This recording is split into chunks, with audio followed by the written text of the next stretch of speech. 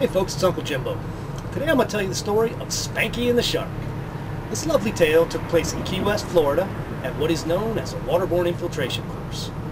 Now in the course of this course, we swam long distances in the ocean, paddled kayaks long distances over the ocean, and drove Zodiac boats all over the ocean. Now along with me for this trip was a gentleman named Spanky, who was quite a character from Okinawa. Now when we were getting ready to test our boats to see how fast they could go, our Zodiac turned out to be at least 5 or 6 miles an hour faster than everybody else's. This gave us a little bit of pride, and we renamed ourselves the Miss Budweiser crew and told everybody we would win all transits and finish first in every single use of the boats. Now the next thing we were going to try was a little advanced exercise where we rolled the boats up, put in CO2 inflation systems, and tossed them in Task Force 160 Blackhawks for an e-ticket ride about 6 feet above the mangrove swamps at 200 miles an hour. Now the Miss Bud crew was pumped, and of course we had to be the first back to maintain our dominance of the weaklings with their puny, underpowered boats. Before we could get into our speedboat, we got a taste of the real speed and left our legs dangling in the breeze while Task Force 160 took us right over the tops of the water. Now the problem, as we slallomed our way through the tiny mangrove-covered keys, was all the sharks lollygagging in the currents between the islands. There were many more sharks than we would have guessed, and unfortunately that got Spanky thinking. Now the bird dropped us on some tiny speck. We unloaded the boat and hit the inflation system. The boat filled right up and we put the roll-out rubber floor in and loaded our gear. Now since we had the roll-out floor in, we didn't have quite the usual speedboat, and it was a little softer on the bottom, but it was going to be alright. So we put the boat in the shallow water and got ready to walk it deeper before we got in. Now we were wearing UDT shorts, the little ones you always see the SEALs in, dive boots, BDU shirts, drive-on rags, cool rays, web gear, rubber M16s, dive knives. You know, the standard ensemble for a water guru. And as we pushed the boat out, we could tell it was less than knee-deep for about several hundred meters. That blew because it delayed our high-speed joyride back to Key West. But as we were whining about the delay, Spanky said, "Holy crap, look up there! It's a freaking dorsal fin!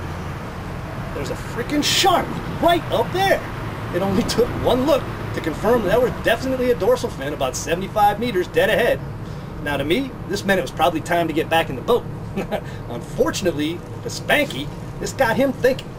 He's like, man, think about how freaking cool it would be if we not only cruised in first, but we had the shark tied to the front of the boat like a dead deer.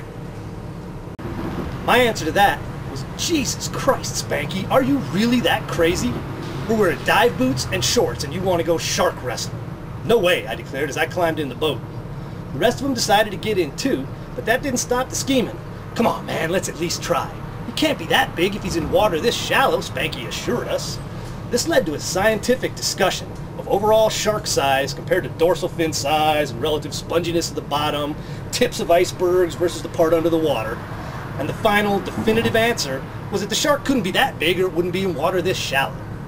By now, Spanky had enlisted Tom Cruise, and they were busy developing the M16 Field Expedient Shark Poking Device, which was basically a rubber weapon with a dive knife 100-mile-an-hour taped to the end. Now at this point, we had passed the point where common sense stops you from attacking a shark while riding in a rubber boat. So TC started the motor, and Mr. Shark still sat there.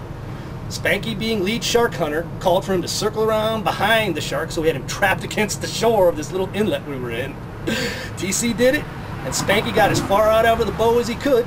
Leaning out, he had Herbie sitting on his legs, and TC took a medium speed approach, and as Spanky prepared to spear his prey, we got about 20 feet away. The shark must have been thinking, these idiots are actually going to run over me in a rubber boat. I wonder what moron tastes like. Well, as we came up, the shark did one of those little S-turn things they do where they get up out of the water and bailed over here. And that wasn't good enough for us, so we still took off. TC's barreling the boat over this way, and we're zigzagging back and forth. Finally, in some strange conversion of whatever you want to call it, shark went left, we went right, and boom. Yes, we did. We jumped the shark. Now, at that point, the shark took off, made his way out in the water, and you got to figure he's telling all his friends the story about these idiots who jumped over his back in a rubber boat. Well, we continued our voyage on back to Key West, and by the time we got to the harbor, pulled the boat in, flipped it over, and there was most assuredly a little diagonal shark-looking stripe right across the bottom where Spanky took us, and we jumped the shark.